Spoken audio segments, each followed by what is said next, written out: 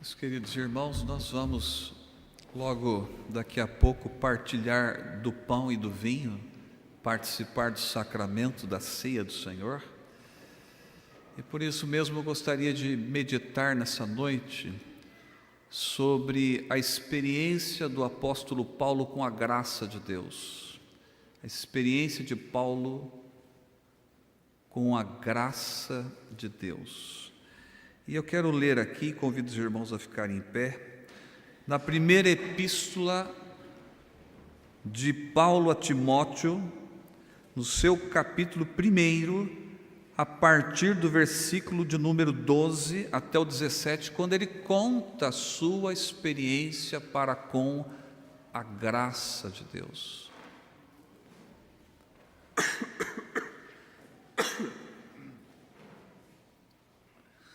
Primeira epístola de Paulo a Timóteo, capítulo 1, capítulo 1, a partir do versículo de número 12 até o 17, e eu vou ler aqui.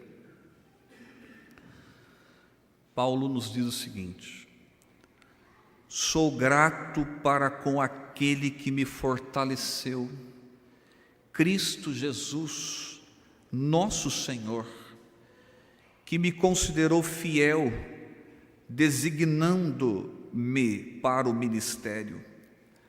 A mim, que noutro tempo era blasfemo e perseguidor e insolente, mas obtive misericórdia, pois o fiz na ignorância, na incredulidade.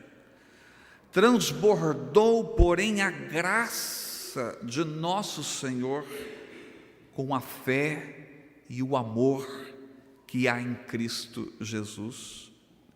Fiel é a palavra e digna de toda aceitação, que Cristo Jesus veio ao mundo para salvar os pecadores, dos quais eu sou o principal.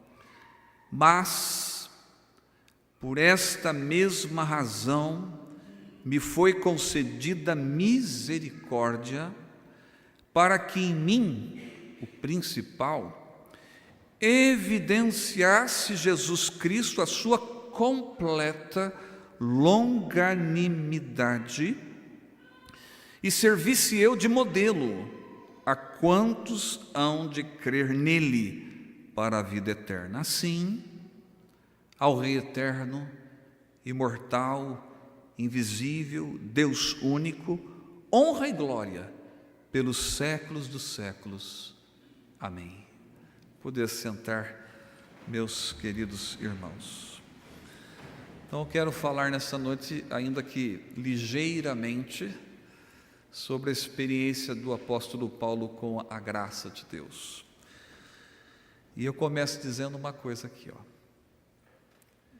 Tem coisa que a gente pensa e nem sempre a gente expressa aquilo que a gente pensa. Não é verdade? A gente pensa alguma coisa, mas a gente, em muitas ocasiões, nós não expressamos aquilo que nós pensamos.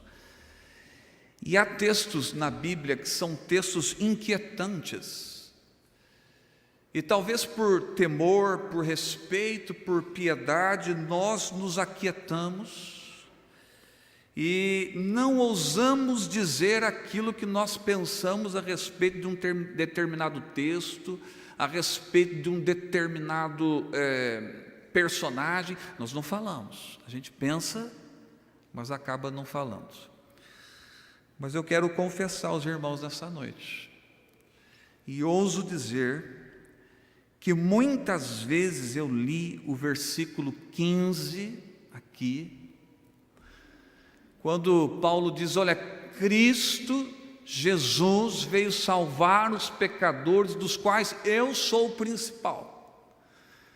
E eu quero dizer para os irmãos que muitas vezes, numa leitura menos atenta, uma leitura mais corrida, inadvertida, esse principal sempre me incomodou. E sempre me soou um tanto despido, essa palavra despida, de humildade. sempre ficou uma impressão negativa. Paulo dizendo: Jesus veio salvar e eu sou o tal, eu sou o bom, eu sou o principal. Mas, e agora é interpretação de texto, né? Vamos lembrar da época da escola, da aula de língua portuguesa, sobre interpretação de texto. A verdade é que, se prestarmos bem atenção no texto, o que está dizendo é exatamente o contrário. Porque a palavra principal, protos, na língua original, que significa primeiro, dos quais eu sou o primeiro, está associada a pecadores. Está dizendo o seguinte: olha, Jesus veio salvar os pecadores, dos quais? Quais? Pecadores. Entre esses pecadores eu sou o primeiro. Sou o primeiro. Então o texto não diz que Jesus veio salvar os homens, sendo o apóstolo Paulo a pessoa principal, o expoente maior, como se houvesse nele dignidade maior do que nos outros. Não é isso que está dizendo o texto. Por isso que eu disse que eu tinha uma interpretação equivocada, mas numa leitura mais corrida, mais escorreita, menos ou de maneira inadvertida. O texto está dizendo que Jesus veio salvar os pecadores, aí entre aspas, Paulo diz: dos quais primeiro sou eu. Primeiro dos pecadores. Todo mundo aqui é pecador, eu sou o primeiro. A gente peca, eu sou o primeiro. Paulo, na verdade, reitera sua própria natureza, porque essa é a nossa natureza. Uma natureza humana atingida e afetada pela queda. O fato extraordinário nesse texto é a experiência que Paulo teve a respeito da graça de Deus na sua vida. O que ele está compartilhando com Timóteo aqui é o seguinte: ele está dizendo: olha, eu fui surpreendido pela graça. Ele testemunha a Timóteo a respeito do que a graça fez na sua vida. E o que é que a graça fez na vida do apóstolo Paulo? E é aí que vem a experiência sobre a graça de Deus. E eu quero tirar algumas lições daqui nesta noite. E uma das experiências é a seguinte: a graça de Deus nos dá uma nova consciência. Se alguém nos dá uma nova consciência, isso é a graça de Deus. O versículo 15 diz o seguinte: Jesus veio salvar os pecadores, dos quais primeiro sou eu. Só tem essa consciência quando nós estamos diante de Deus.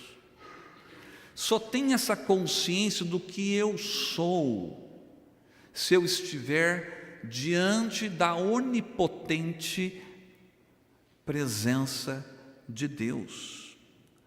Paulo, no versículo 16, está aí no texto, olha só, ele diz no versículo 16 mais à frente: me foi concedido misericórdia, para que em mim o principal, veja só, protos de novo, ou seja, o primeiro em quê? Entre os pecadores. Somos todos pecadores, eu sou o primeiro. É isso que Paulo está dizendo. E ele está compartilhando a sua experiência da graça de Deus. E o que é que a graça de Deus fez com ele? Deu uma nova consciência.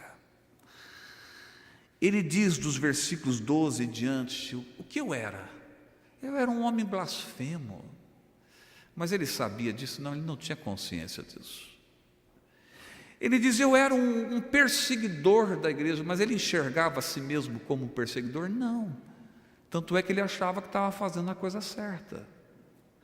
Ele diz: eu era insolente. Uma pessoa insolente, uma pessoa prepotente, muitas vezes não enxerga a sua prepotência. Mas ele diz o seguinte: eu não tinha consciência destas coisas, porque eu fiz na ignorância e na incredulidade. nulidade. Mas só a graça de Deus que pode mostrar isso a ele. É a graça de Deus que dá para nós, sabe que, uma nova consciência de quem nós somos, de quem é Deus, de quem somos diante de Deus e o que Deus fez por nós. Isso é a graça. E ele está compartilhando, falando sobre a sua experiência com a graça de Deus. E a graça dá uma nova consciência. No versículo 13, ele diz: eu obtive misericórdia. Eu obtive misericórdia.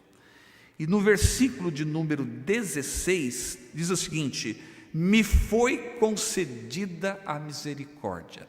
É uma coisa interessante a tradução na língua portuguesa, porque no texto original, o verbo que aparece no versículo 13, traduzido como obtive misericórdia, é um verbo só. E o verbo que aparece no versículo 16, me foi concedida misericórdia, no original, são os mesmos verbos. O verbo aqui está no mesmo tempo, está no mesmo modo, e a coisa curiosa é que no texto original está num tempo verbal que nós chamamos de voz passiva. Ou seja, quando ele diz no versículo 13, obtive misericórdia, ele não está dizendo o seguinte: eu com as minhas forças consegui a misericórdia de Deus. Não é isso. Porque está na voz passiva e não ativa. A voz passiva recebe a ação, a voz ativa pratica a ação.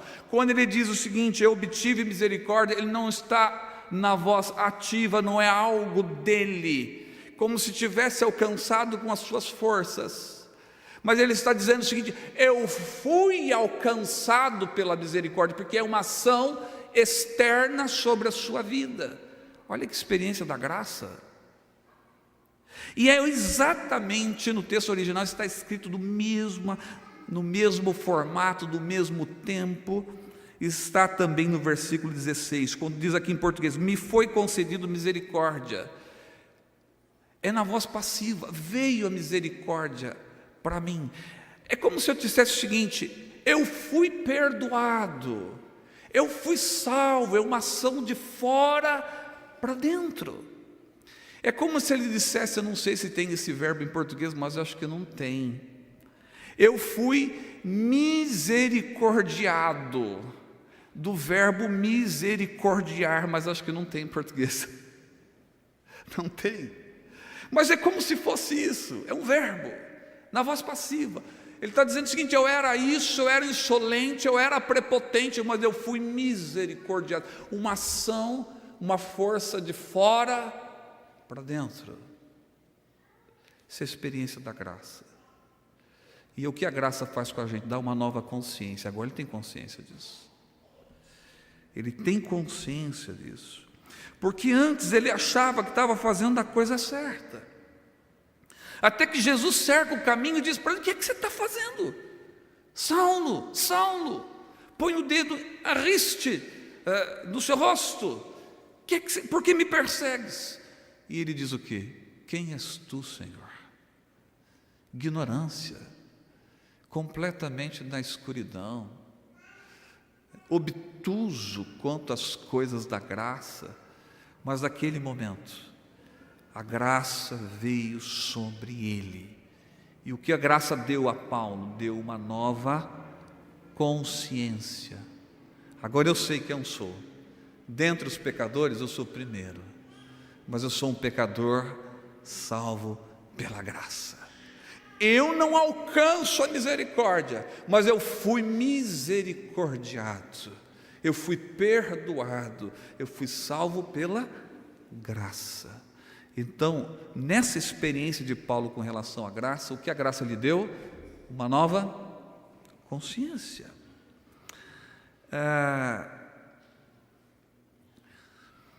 Existe um orador romano do século I a.C.,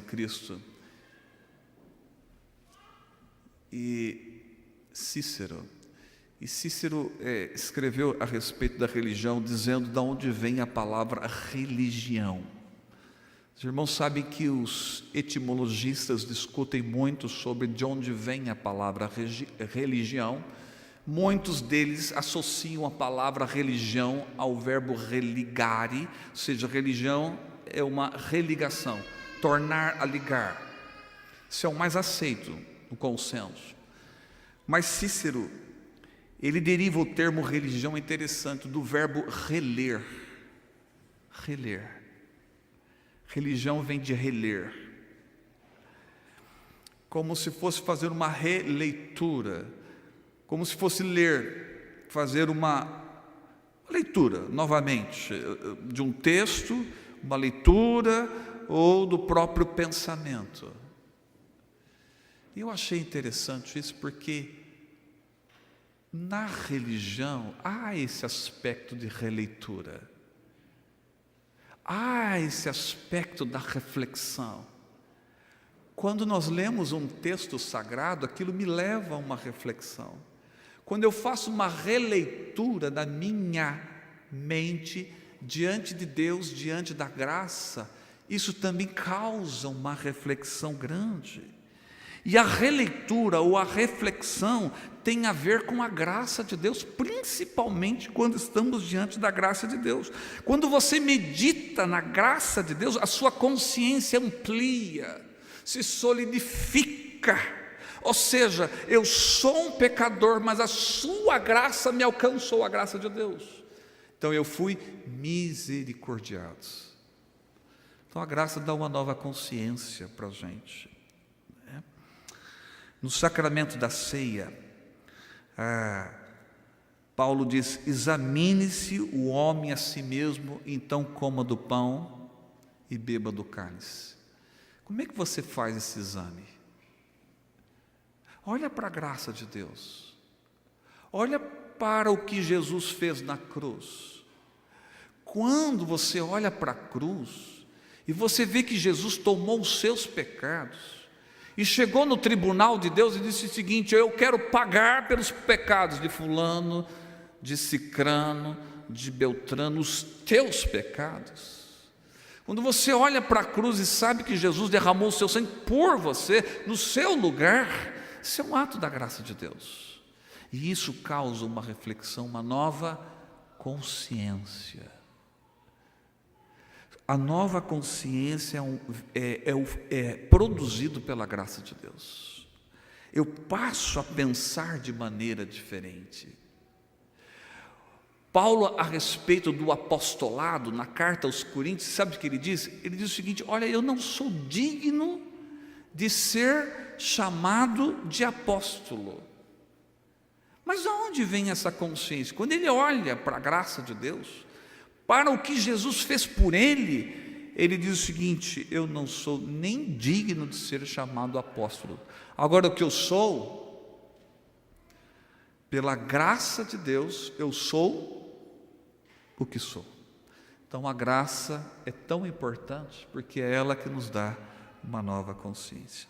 Uma outra coisa, nessa experiência da graça de Deus, a graça deu a Paulo também um novo rumo na vida, um novo rumo, porque o texto começa dizendo o seguinte: eu sou grato com aquele que fez o quê?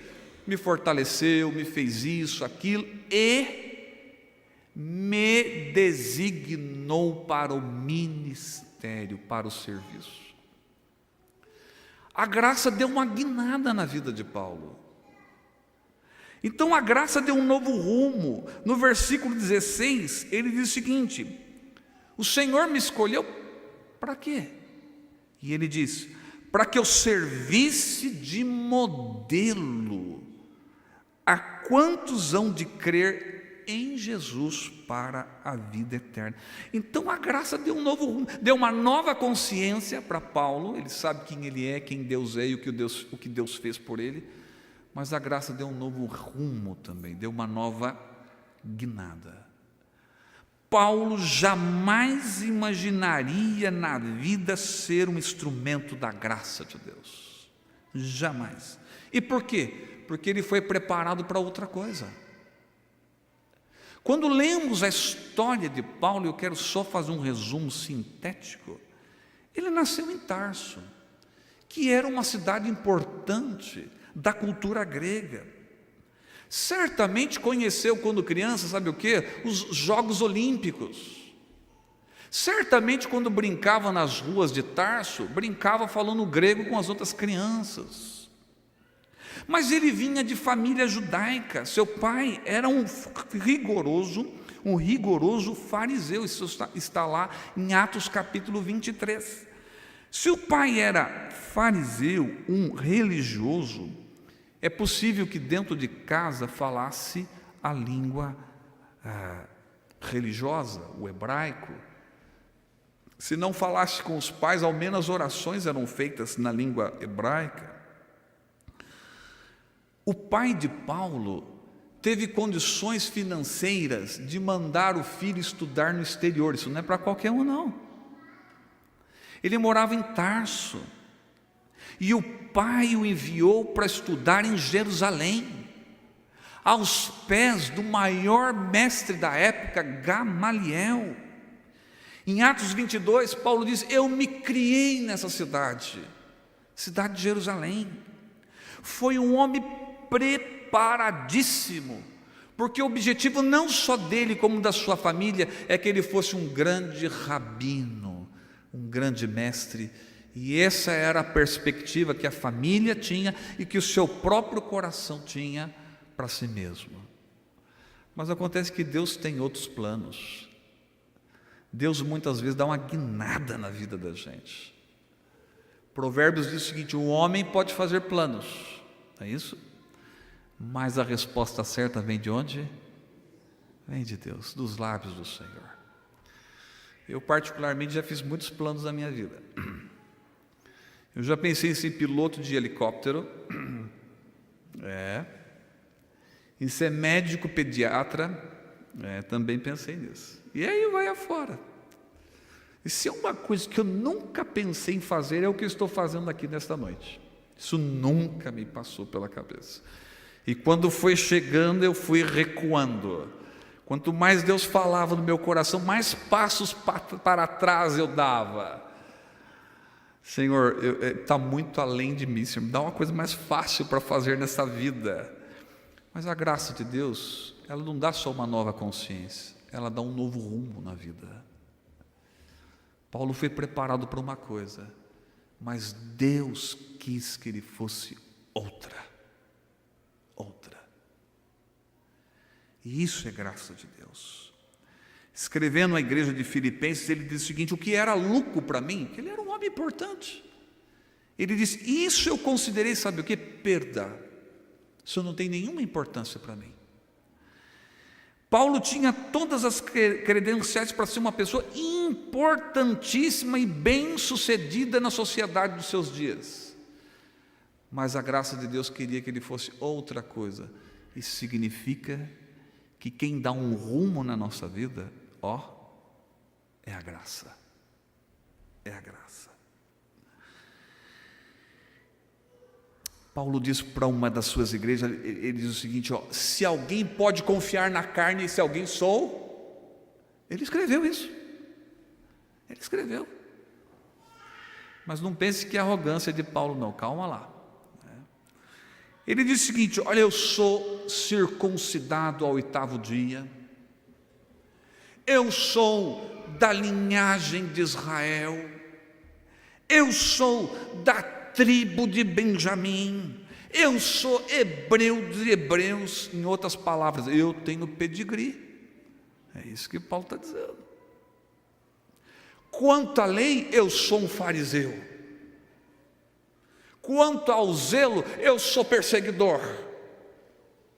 Quanto à justiça, irrepreensível, ninguém pega nada em mim.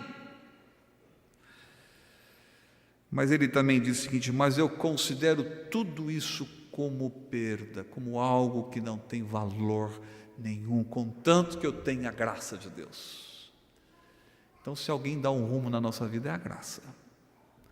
E a graça dá um rumo sempre para melhor. Sempre para melhor. No versículo de número 16, ele diz o seguinte: por esta mesma razão me foi concedido misericórdia. Lembra? Vós passiva. Ou seja, por esta mesma razão eu fui misericordiado, fui perdoado, para que em mim o principal, primeiro, mas que primeiro? Primeiro dos pecadores. Todo mundo é pecador, eu sou o primeiro. Todo mundo tem pecado, eu sou o primeiro. Isso é minha natureza. Mas aí ele diz no versículo 16, por que Jesus o escolheu? Por que a graça deu um novo rumo na sua vida? Olha o que ele diz: para que, olha só o que está escrito, meus irmãos, análise de texto, língua portuguesa, tempo de escola, está escrito assim: para que evidenciasse Jesus Cristo a sua completa longanimidade. Sabe o que ele está dizendo? Sabe por que Jesus me escolheu? Para mostrar a mim e a todos a sua completa paciência. Pensa que Deus não tem paciência com você? Tem sim. Às vezes as pessoas falam assim: pastor, não é fácil ser pastor. Eu digo: não é. Tem ovelha difícil? Eu digo: tem, dá vontade de matar. Mas olha aqui, Paulo está dizendo o seguinte: a graça me deu uma nova consciência, a graça me deu um novo rumo. Para quê? Para mostrar a eterna paciência, a perfeita paciência de Jesus. Então, não saia chutando, com raiva de Deus, querendo resolver as coisas da sua maneira. Deus tem paciência com você, Deus tem paciência comigo. Às vezes minha mulher não tem, mas Jesus tem. Às vezes seu marido não tem paciência com você, mas Jesus tem. E por isso que ele escolheu Paulo, olha, para mostrar a perfeita paciência. E depois ele diz: e para que o servisse de modelo. Ou seja, se Deus mudou a mim, é Paulo pensando, pode mudar você.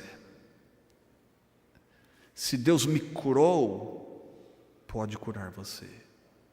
Se Deus mudou o rumo da minha vida, pode mudar também o teu rumo, porque isso é graça. É a graça que dá uma nova consciência, é a graça que dá um novo rumo na nossa vida. E para terminar, meus irmãos, sintetizando, é a graça que nos dá também uma nova esperança, uma nova vida.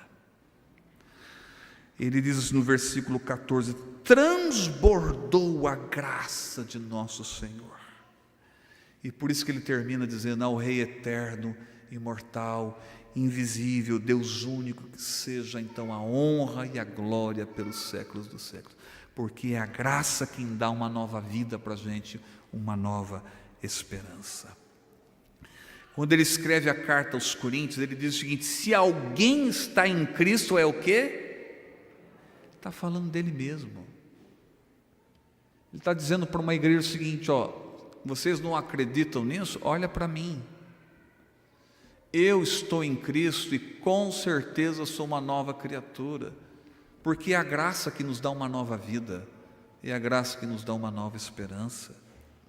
Escrevendo a carta aos Coríntios, ele diz o seguinte: se a nossa esperança em Cristo se alimenta só aqui, somos os mais infelizes de todos os homens. Mas acontece que a nossa esperança em Cristo vai além da vida, é a vida depois da vida. A graça de Deus nos dá uma nova vida, uma nova esperança. Por isso que eu fico muito bronqueado quando eu ouço alguns testemunhos por aí, né? E o camarada diz o seguinte: ah, eu não tinha isso e hoje eu tenho aquilo.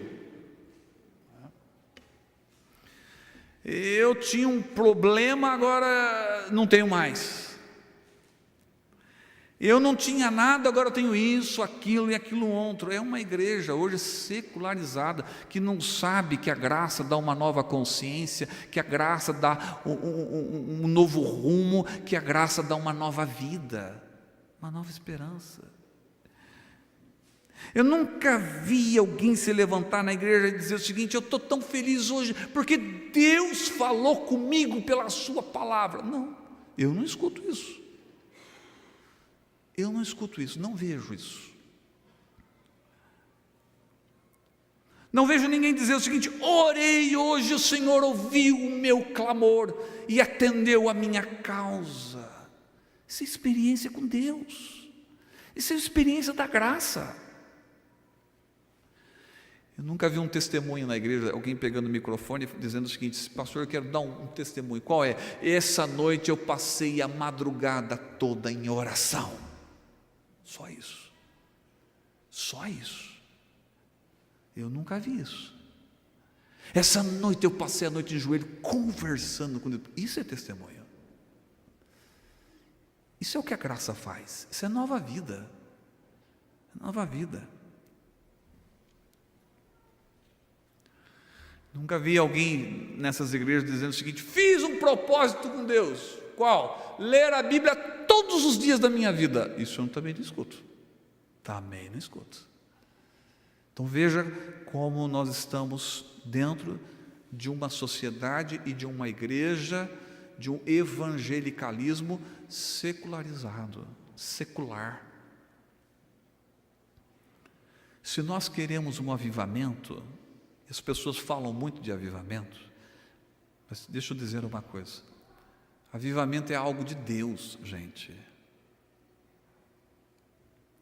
É Deus quem manda o avivamento. Não é você, não sou eu, não somos nós quem provocamos avivamento.